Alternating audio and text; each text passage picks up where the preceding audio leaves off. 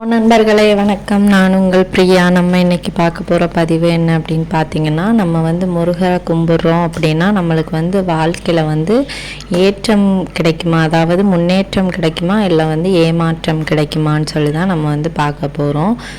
என்னை பொறுத்தளவில் நீங்கள் முருகர் பக்தராக இருந்தீங்க அப்படின்னா கண்டிப்பாக உங்கள் வாழ்க்கையில் நிறைய விதமான மாற்றங்கள் நிகழும். அதனால் முன்னேற்றம் தான் நடக்கும்னு நான் சொல்லுவேன். நீங்கள் முருகர் பக்தராக இருந்தீங்க அப்படின்னா கண்டிப்பாக நம்மளோட கமெண்ட் செக்ஷனில் ஓம் சரவணபவா அப்படின்னு சொல்லிட்டு ஒரு கமெண்ட் போட்டுருங்க. கண்டிப்பாக நானும் எத்தனை முருக பக்தர்கள் நம்ம வீடியோக்களை பார்க்குறீங்கன்னு சொல்லிட்டு பார்த்து தெரிஞ்சுக்குவேன்.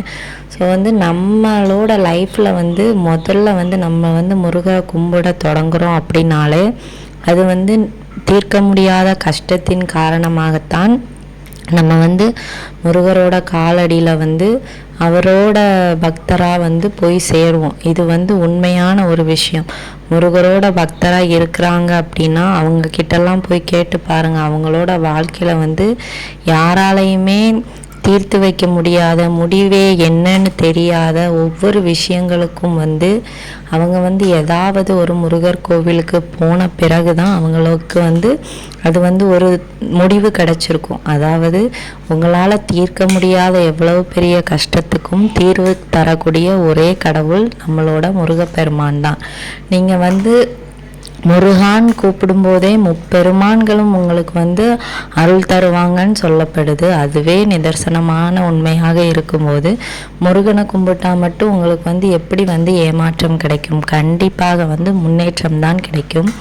உங்களோட வாழ்க்கையில் உங்களை யார் கஷ்டப்படுத்தியிருந்தாலும், யார் உங்கள் கூட இல்லாமல் போனாலும், யாருனால நீங்கள் தனிமையாக்கப்படுறீங்களோ அவங்களுக்கு முன்னாடியே உங்களோட வாழ்க்கையை ஒரு பெரிய நிலைக்கு கண்டிப்பாக கொண்டு போவார். யாராவது உங்களை அவமானப்படுத்திட்டாங்க அப்படின்னு சொல்லி உங்கள் மனசு வருந்தி உங்களோட கண்ணில் இருந்து ஒரு சொட்டு கண்ணீர் வந்தாலே அதுக்கு பலன் கண்டிப்பாக கிடைக்கும். அதுக்கு முடிவும் விரைவாக கிடைக்கும். தினம் தினம் நீங்கள் தூங்க முடியாமல் ஒவ்வொருத்தங்களும் செய்கிற கொடுமைகளை நினைத்து அலறீங்க அப்படின்னா கண்டிப்பாக உங்களுக்கு அது முடிவுக்கு வரப்போகிறதுனால தான் உங்கள் மனசு தாங்க முடியாமல் அனுதினமும் முருகரையே நினச்சி அதை கேட்டுட்டு இருக்குது. அது உங்களுக்கு புரியாது.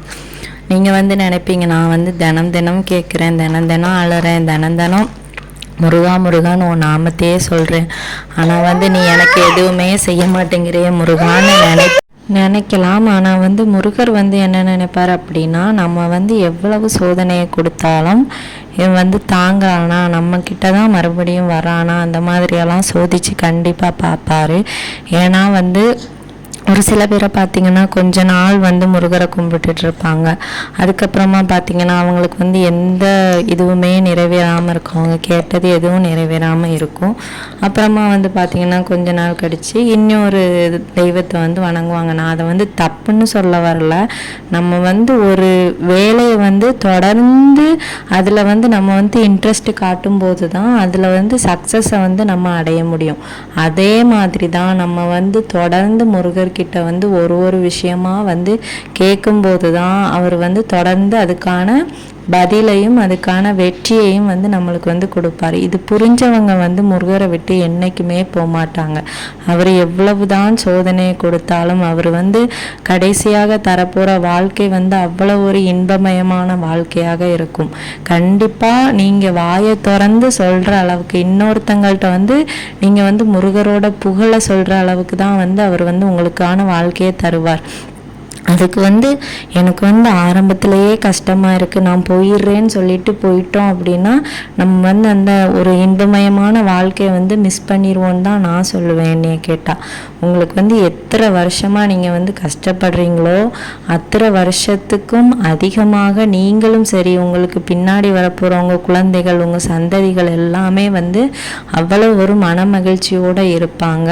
அது நிதர்சனமான உண்மை. ஏன்னா நம்ம இந்த ஜென்ம கர்ம வினை பலன்களையும் இல்லை முந்தின ஜென்ம கர்ம வினை பலன்களையும் அனுபவிச்சுட்டு வரோம். நிறைய வரலாற்றில் வந்து சொல்லப்பட்டிருக்கு. அது வந்து உண்மையா இல்லையான்லாம் தெரியாதுங்க. நம்மளுக்கு வந்து ஒவ்வொரு வேண்டுதல்களும் வந்து அந்த நிறைவேறக்கூடிய அந்த கால இடைவெளியை வச்சு வந்து நம்ம வந்து அது உண்மையா இல்லையான்னு சொல்லி நம்மளாலேயே வந்து அதை வந்து புரிஞ்சிக்க முடியும். நம்ம வாயிலேருந்தே அந்த விஷயம்லாம் வரும். நான் யாருக்கு என்ன பாவம் செஞ்சேன், ஒருவேளை போன ஜென்மத்தில் எதுவும் பாவம் செஞ்சுருப்பேனோ, இந்த மாதிரி நம்மளே நாம் வந்து கேள்வி கேட்குற அளவுக்கு நம்மளோட வாழ்க்கையில் வந்து கஷ்டங்களெல்லாம் வரும். அதை வந்து பொருட்படுத்தாமல் நம்ம வந்து இறை நம்பிக்கையில் வந்து நம்மளோட மனசையும் நம்மளோட நம்பிக்கைகளையும் வந்து கொண்டு செல்லும்போது நம்மளை வந்து இந்த பிரச்சனைகளோட கவலைகள் வந்து அஃபெக்ட் பண்ணாமல் இருக்கும். அந்த பிரச்சனைகளோட கவலைகளை வந்து நம்ம வந்து அஃபெக்ட் பண்ண விட்டுட்டோம், நம்ம மொத்தமாக காலி.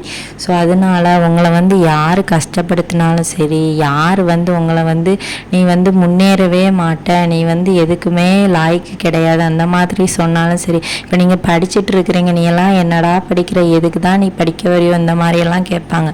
நம்ம அதில் வந்து மனசு உடைஞ்சு போயிடக்கூடாது. நான் பண்ணுவேன், என்னால் முடியும், எனக்கு வந்து முருகர் துணையாக இருக்கிறார், நான் கண்டிப்பாக செய்வேன். ஏன்னா வந்து நம்ம முருகர் பக்தராக இருக்கோம். நம்ம முருகருக்கு குணம் வந்து உங்களுக்கு வந்து தெரியும். அவர் வந்து ஒரு சாதாரண ஞான பழத்துக்காக தான் சண்டை போட்டுட்டு போயிட்டு தனியாக அவருக்காக ஒரு உலகம், அவருக்குன்னு ஒரு மக்களெல்லாம் உருவாக்க போகிறேன்னு சொல்லிட்டு போனார்.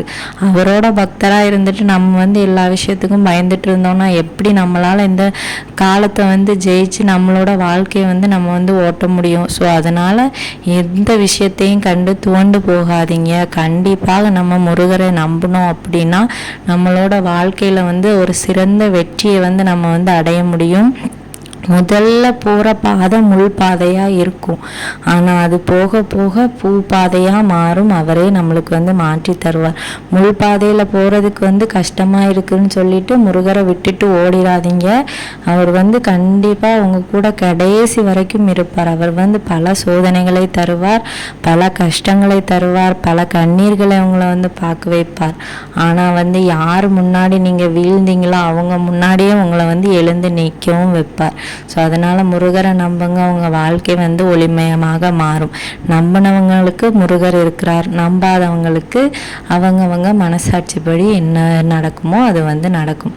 நம்மளுக்கு நடக்கக்கூடிய ஒவ்வொரு செயல்களுமே வந்து கர்மவினையின் அடிப்படையில் நடக்குதுங்கிறத வந்து நம்ம புரிஞ்சுக்கிட்டாலே நம்மளுக்கு வந்து கடவுள் நம்பிக்கை வந்து தன்னால் வந்துடும். கடவுள் நம்பிக்கை இருந்தாலே கர்ம வினைகளையும் நம்ம வந்து நம்ப ஆரம்பிப்போம்.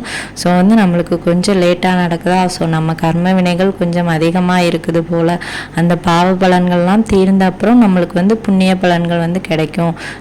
நம்ம வந்து கஷ்டப்பட்டாலும் நம்மளோட சந்ததிகள் வந்து நல்லா இருக்கும்னு நினைங்க. கண்டிப்பாக உங்களோட லைஃப் வந்து நல்லா இருக்கும். என்ன கேட்டால் முருகரை நம்பினோர் என்னைக்குமே கைவிடப்பட மாட்டார், கந்தனை நம்பினோர் கைவிடப்பட மாட்டார். ஸோ வந்து நீங்கள் வந்து முருகர் பக்தராக இருந்தீங்க அப்படின்னா கண்டிப்பாக நம்ம கமெண்ட் பாக்ஸில் வந்து ஓம் சரவண பவான்னு சொல்லிட்டு ஒரு போஸ்ட் போடுங்க. நான் வந்து எவ்வளவு முருக பக்தர்கள் நம்மளோட வீடியோக்களை வந்து தொடர்ந்து பார்க்குறீங்கன்னு வந்து தெரிஞ்சுக்குவேன். நானும் இந்த ஒரு முருக பக்தைன்னு சொல்கிறதுல வந்து நான் வந்து மனமகிழ்ச்சி அடைகிறேன். நம்ம வந்து கோவிலுக்கு போகணும், விளக்கு வைக்கணும், பூஜை பண்ணணும், அப்போ தான் நான் முருக பக்தர் அப்படின்லாம் நம்ம வந்து சொல்லலாம். நாங்கள் மனசார அவரை தினமும் முள்ள முருக ஒரு 5 நிமிஷம் வந்து நினைங்க, கண்டிப்பாக அவர் உங்களுக்கு எல்லாமே செய்வார். முருகனை நம்பினால் என்னைக்குமே முன்னேற்றம்தான், வீழ்ச்சி வந்து கிடையவே கிடையாது. இது வந்து உண்மையான விஷயம். சொந்த கடவுளாகிய கந்த கடவுள் நம்ம அனைவரையுமே காப்பாற்றுவார். உங்களுக்கு வந்து இந்த வீடியோவோட பதிவு வந்து யூஸ்ஃபுல்லாக இருந்தது அப்படின்னா லைக் பண்ணுங்கள், ஷேர் பண்ணுங்கள், மறக்காமல் கமெண்ட் பண்ணுங்கள். நம்மளோட பிரியாஸ் லைஃப் ஸ்டைலை சப்ஸ்கிரைப் பண்ணி வச்சுக்கோங்க. இது போல் பயனுள்ள தகவல்களை நீங்கள் அடுத்தடுத்து பார்த்து தெரிஞ்சுக்க முடியும். இந்த வீடியோவின் பதிவை பார்த்ததற்கு மிக்க நன்றி.